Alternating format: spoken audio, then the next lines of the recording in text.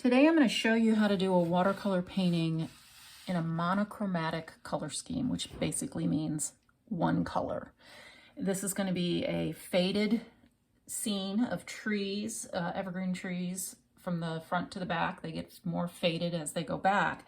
However, we're going to start with the ones in the back and get them more faded as they come forward. I'm going to use just Payne's Gray.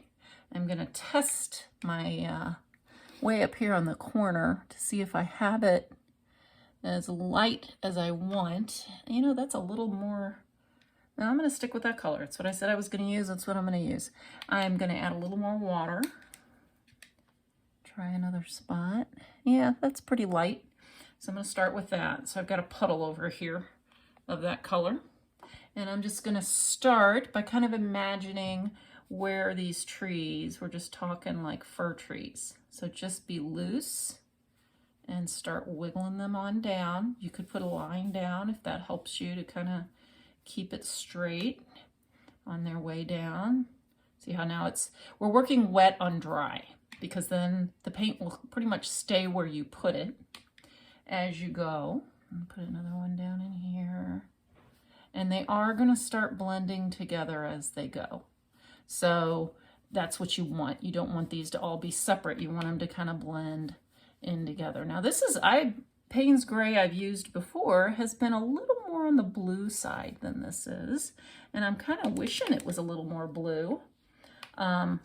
But in the spirit of telling you we were going to do a monochromatic color scheme, I am going to stick to it and just go with one color here. However, you could mix a color.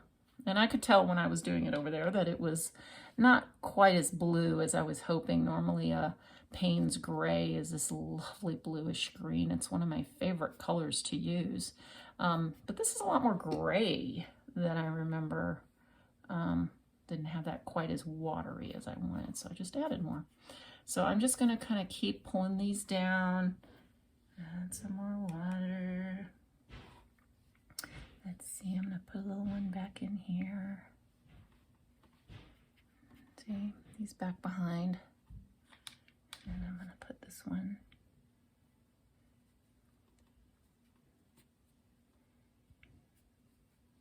More water. Like I said, if it's darker than you want for that layer, just add a little more water. Let them come on down. This one still feels too dark to me. Beauty of watercolor, you can always add more water. Always re-wet them. Okay, let's see here if I want to add another something somewhere. Thinking that maybe here. So these are just kind of loose little wiggles.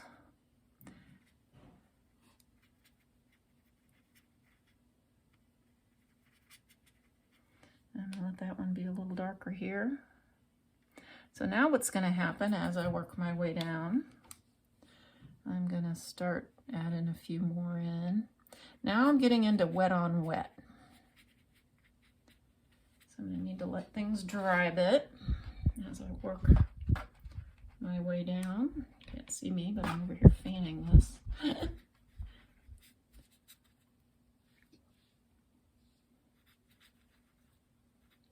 I want there to be kind of a background coming down behind the darker trees that are coming in the foreground.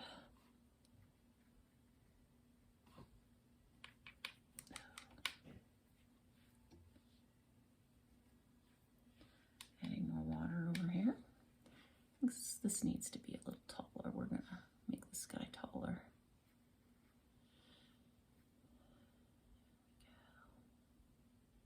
Just pull out the branches where you think they ought to be. Okay. Do some drying. Once it gets a little more dry, I can add another layer. While it's drying, I could maybe put a bird up here in the background flying off.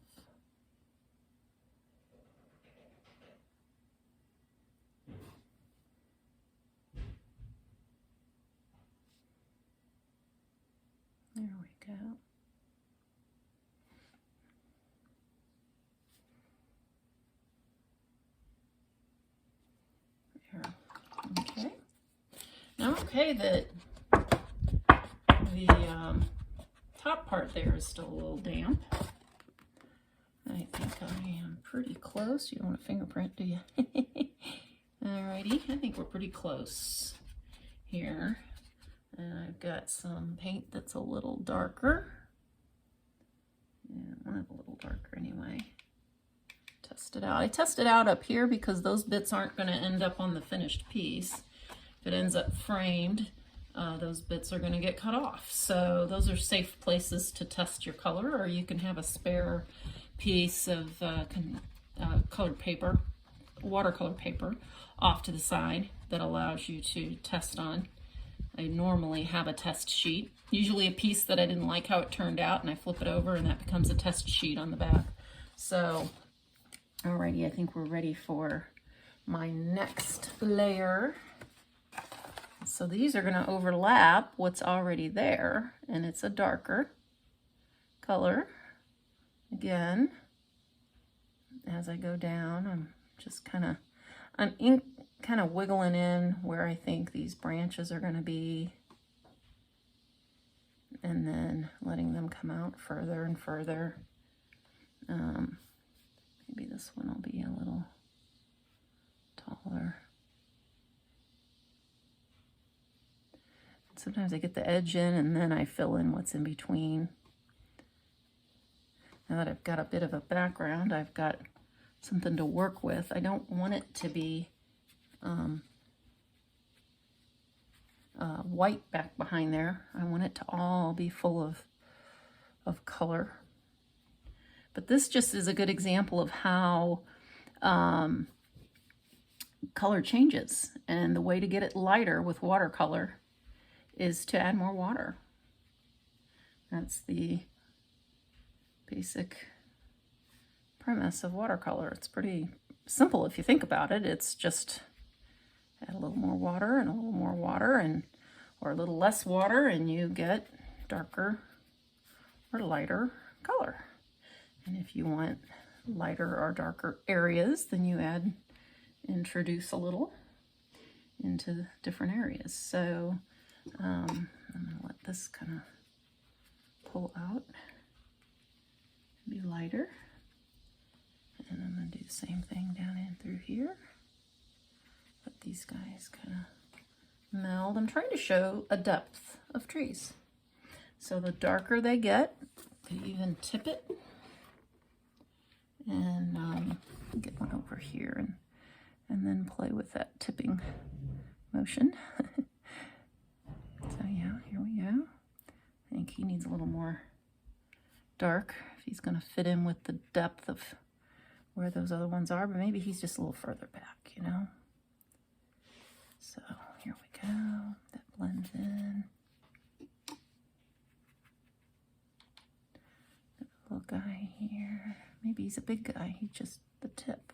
I don't know. We'll find out how big he's going to get. So there we go. Maybe need a little more dark there.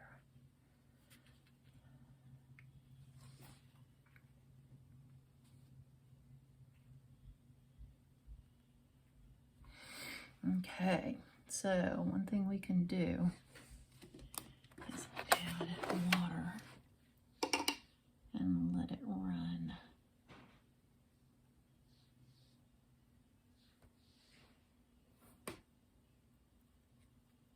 Maybe a little more on that one too.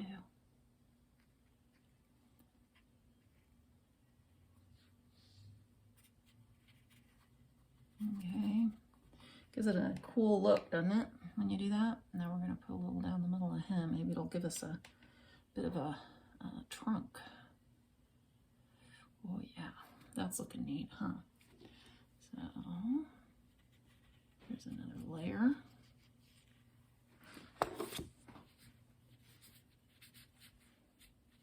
You can tell I'm just kind of going as I go here. I'm not drawing this in.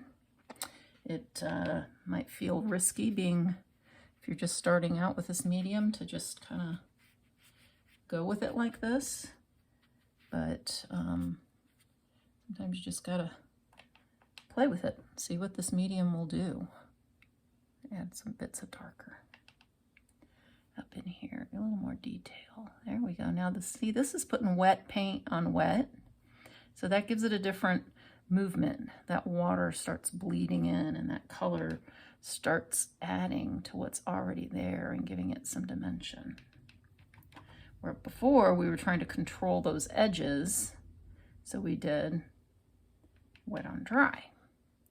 So this is just a kind of a simple little project that you can do to get to know your paint and get to know the medium, so you know what's it going to do if the paper's still wet when I add that next color. What's it going to do if I add more water and tip it? All those things will affect your ability to create what you want. Watercolor is both controllable and sometimes uncontrollable. So you need to at least be aware of its basic tendencies so that you can, that needs a little more dark. That doesn't fit in. You got to know its tendencies in order to control it, at least in some way. See how I kind of got those little curly bits in? It's because this top bit's starting to dry, and I'm back to dry, wet on dry again up there. I just decided it needed some curliness, some interesting, almost Dr. Seuss-like trees going here.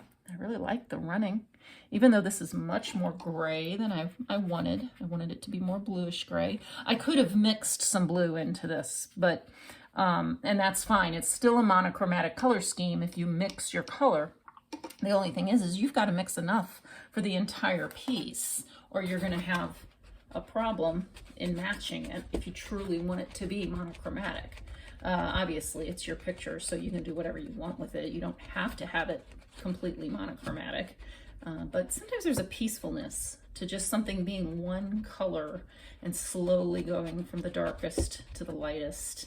There's just can be a gentleness about it and a softness that you may not get otherwise. In fact, I am thinking another very, very light layer trees, like really super light.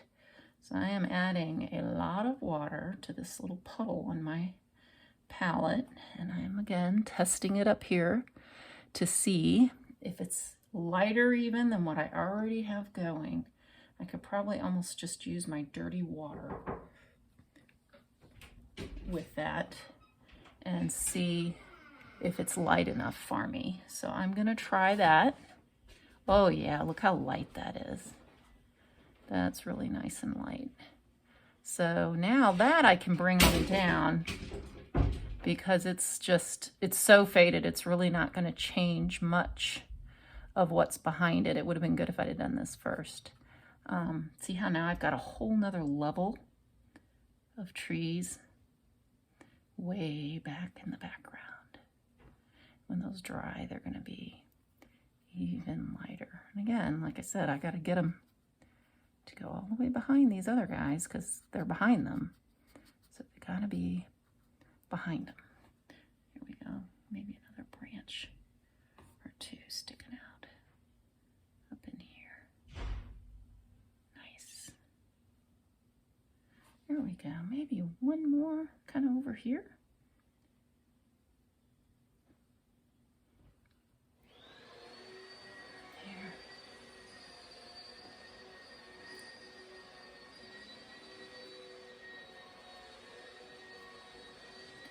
Very pale, very soft. And I'm just going to kind of come on down the side with it, implying that there's a huge forest of trees out there in this area. No wonder those birds are flying around. There's got to be some food and nests and things happening. So yeah, that looks, I like that. Just so faint, it almost isn't there. Almost looks like mist. There we go. Now, this seems drier, and it is pretty dry. I'm going to add a little bit of air here. Okay, now I'm going to come in with almost straight paint. I just added a little bit of water, and we're going to go with one more layer of trees. through here and start out in with the tops. And then keep deciding where. I don't want them all bing, bing, bing. I don't want to put one right here in front of that one. That's not going to be natural looking. These trees don't grow on top of each other like that. They are jagged and grow in different, they grow where the seeds fall, where the birds plant them when it's a big forest. So it's not a matter of, they're not all stacked up. So you got to stay random, but you got to check and look at what you're doing so you do stay random. So it's kind of a planned randomness. That needs some more treetop. There we go. Play around with another one over here. Thinking maybe about right there. There.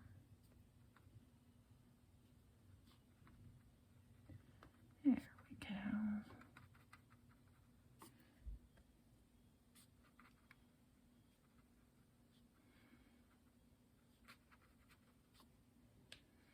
Okay.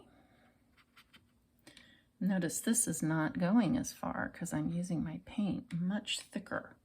So I'm having to really work it because I want it dark. I want that paint darker here. And then this one I'm going to go kind of in the middle tone. Maybe they don't all have to be the same darkness. It wasn't coming down like I wanted it to. So you might want to, if you've never done these kind of trees, you might want to start with a practice sheet and play around with how you really want them to look. They don't have to look like this. Just try to keep them random. You don't want them to look like Christmas trees as triangles. Maybe you do, I don't know. Maybe I shouldn't tell you how you want them to look. But if you want it to look like a natural picture that you'd look out a window and see these trees, then yeah, you're gonna need to make them kind of more natural looking. So now I'm letting some of that background show because I want to show the depth. I think we need one more guy over here. I might need two. Kind of feels like this side doesn't have, oh, it's pretty watery, isn't it? I'm gonna do one more coming up through here. Kind of a big one. It's still kind of wet there, so we'll see what we get. Again, when I'm doing videos, I guess I could stop and start, but this is all just as we go on this one. So some of this probably would have waited till that was a little more dry, but we'll get some fogginess and some softness because we didn't wait. So now I'm going with just some intense dark area down in this foreground. Not using a lot of water, just enough to loosen up that paint so I can get it on the page. And then I think what I'm gonna do is I'm gonna run this down. And I'm going to switch to a bigger brush that I can really add some water on here. I'm going all the way to my edges because I just had a thought. So I'm gonna go all the way down with it. All the way down, all the way down. Danger of this, I should have just gotten out one piece because now I'm tinting the paper below and that may not be what I want. But I'm in there now. I'm going, so I gotta just keep going, right? I am gonna then grab the last bit of this dark paint and I'm gonna put it all in here. It's all really wet, and in a minute you're gonna see what I'm gonna do with it. Just getting it all in there. And now I'm gonna tip it like we did earlier. Ooh, pretty cool, huh? Wiggle this so it goes on and runs from the trees down. This fan brush is nice for that. Now this is going to create a nice solid gray bit running down. I'm going to let it run back up. Let it run around a little.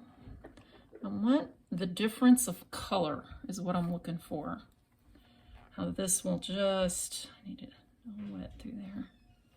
I want it to puddle and I want these interesting runs. And when it's done that, go that way one more time. I don't want it to go too far up there. When it's done, and I think it's where I need it, I'm just gonna let this dry. And I think what I'll do is later I could come back in with either white from a, maybe a acrylic paint.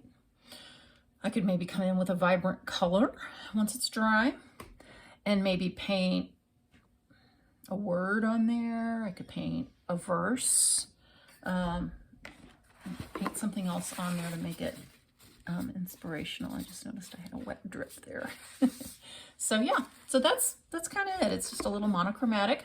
Again, I think I would have liked it better if it had more blue in it, but that's okay. This was just to show you kind of how to play with these colors, how to slowly go from light to dark. And so have fun with it. And if you don't like it, you can flip it over and try it again on the back. And if you still don't like it, you can throw it in the trash.